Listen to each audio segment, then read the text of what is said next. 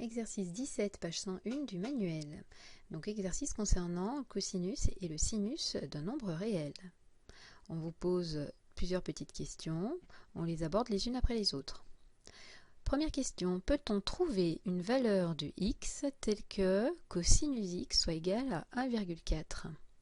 Justifiez la réponse. Alors je vous laisse dans un premier temps réfléchir seul et on regarde ensemble la réponse. On commence par se rappeler de la définition de cosinus x. Pour trouver cosinus x, il faut déjà placer le point M associé à x sur le cercle trigonométrique. Donc on court sur le cercle d'une longueur x, puis hop, on se pose.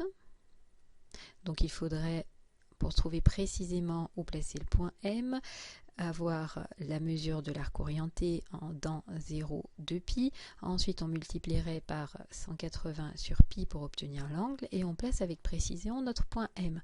Mais ça, c'est des mécanismes qu'on a travaillé dans les exercices précédents. Bref, une fois qu'on a posé notre point M, le cosinus, c'est quelque chose qu'on lit sur l'axe des abscisses. C'est l'abscisse de ce point M.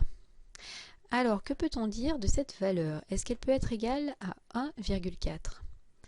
C'est l'une des propriétés qui sera notée par la suite dans la leçon, mais la valeur qu'on va lire, elle ne peut pas dépasser, elle ne peut pas de ce côté du point I, elle ne peut pas dépasser 1, puisqu'on est sur le cercle trigonométrique, et elle ne peut pas être plus petite de ce côté-là que moins 1.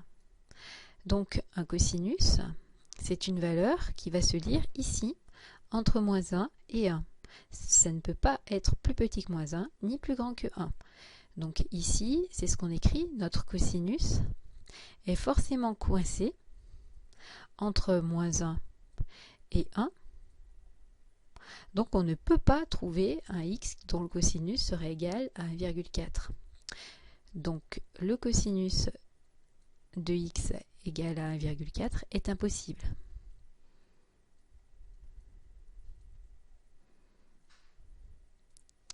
On va regarder la question suivante.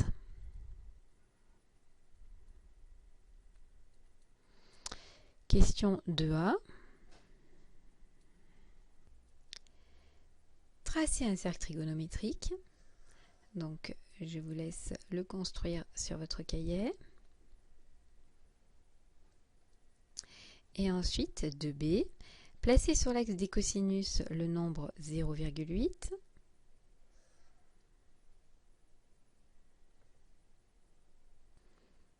L'axe des cosinus, c'est l'axe des abscisses, donc on ne se trompe pas, 0,8, on le place sur notre axe des abscisses. Question 2c. Peut-on trouver une ou plusieurs valeurs de x telles que le cosinus de x soit égal à 0,8 ? On peut s'aider du cercle trigonométrique. Je vous laisse réfléchir.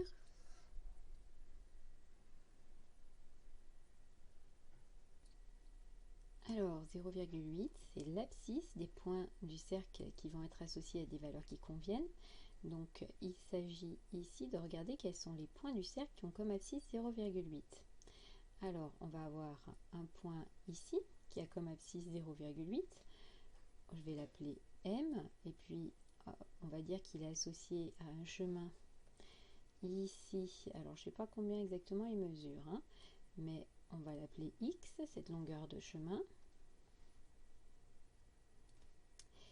Et puis, il y a un autre point qui a comme abscisse 0,8. Hein. Effectivement, si on descend, cette fois-ci, ici, vous avez un autre point du cercle qui, à son tour, va avoir comme abscisse 0,8. Celui-là, je vais l'appeler M'. Et le chemin qui va de I jusqu'à M', je ne sais pas combien exactement il mesure, mais je sais qu'il a la même... on va dire que la ficelle ici verte a la même longueur que la ficelle rouge là, sauf qu'on fait le trajet dans le sens inverse. Donc M', lui, est associé à moins x.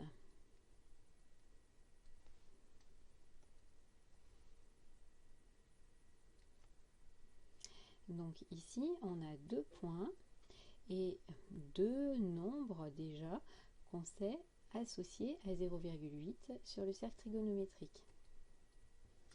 Et si on cherche d'autres mesures de chemin qui nous conduiraient sur ces deux points d'atterrissage, on en a d'autres également avec des tours gratuits. C'est-à-dire que si on cherche par exemple où on tombe quand on parcourt une longueur de x plus 2pi, ou x plus 3 fois 2pi, ou x plus un certain nombre de fois 2pi, ou bien moins x plus un certain nombre de fois 2pi, eh bien on sait qu'on va tomber sur le point M ou sur le point M', et à ce moment-là, le cosinus sera 0,8 aussi. Notre point M est aussi associé à x plus un certain nombre de tours gratuits. On est dit x plus 2pi fois k, avec k un entier, positif ou négatif. M', lui, est aussi associé à moins x plus des tours gratuits. Donc moins x plus 2pi fois k', avec k' un entier, positif ou négatif.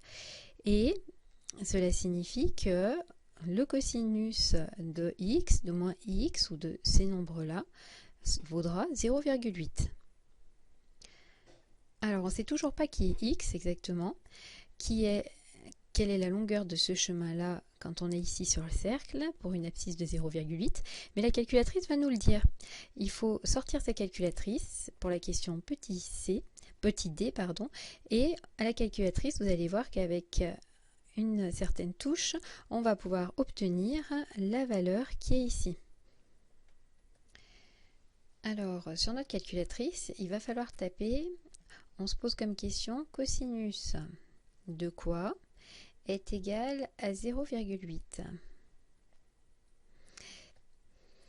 Donc, on veut cosinus de quoi est égal à 0,8. On va taper pour ça arc cos, donc c'est la fonction qui va faire le contraire de cosinus, arc cos de 0,8 égale, et en tapant arc cos de 0,8, attention, arc cos, il faut deux C, c'est arc et cos. En tapant arc cos de 0,8, on va avoir la valeur que l'on cherche, on va avoir le point d'interrogation. Alors, comment on procède ?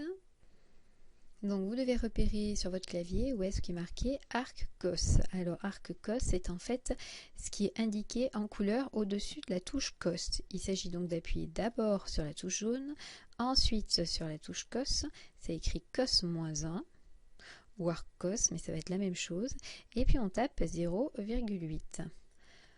On ferme la parenthèse et quand on met entrée, on a la valeur qui nous intéresse. De la même façon pour l'ATI, arc cos donc est écrit en bleu ici, on appuie sur seconde, on appuie ici sur cosinus, cos puissance moins 1 ou arc cos, c'est la même chose. On tape 0,8 et on nous dit que la longueur du chemin c'est donc j'ai fait une bêtise ici, ça n'a pas écrit cos moins 1, donc j'ai pas dû appuyer comme il faut sur seconde, on recommence. Cos moins 1 de 0,8 est égal à, et voilà, on a bien la même valeur, 0,64 à peu près. Ceux qui ont une Numworks, c'est la même chose. Arc cos, donc là, il y a un A, c'est écrit ici en jaune. On appuie sur la touche aussi, 0,8, entrée, environ 0,64. C'est ce qu'on écrit nous sur notre document. Ici, notre chemin rouge mesure 0,64 dans l'unité du repère. Ici, ça mesure environ 0,64.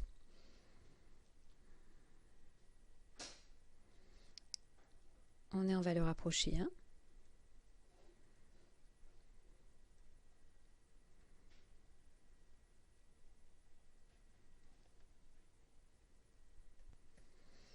Alors, comme de plus, en fait, dans l'énoncé, on nous demande de donner une valeur approchée au dixième. On va,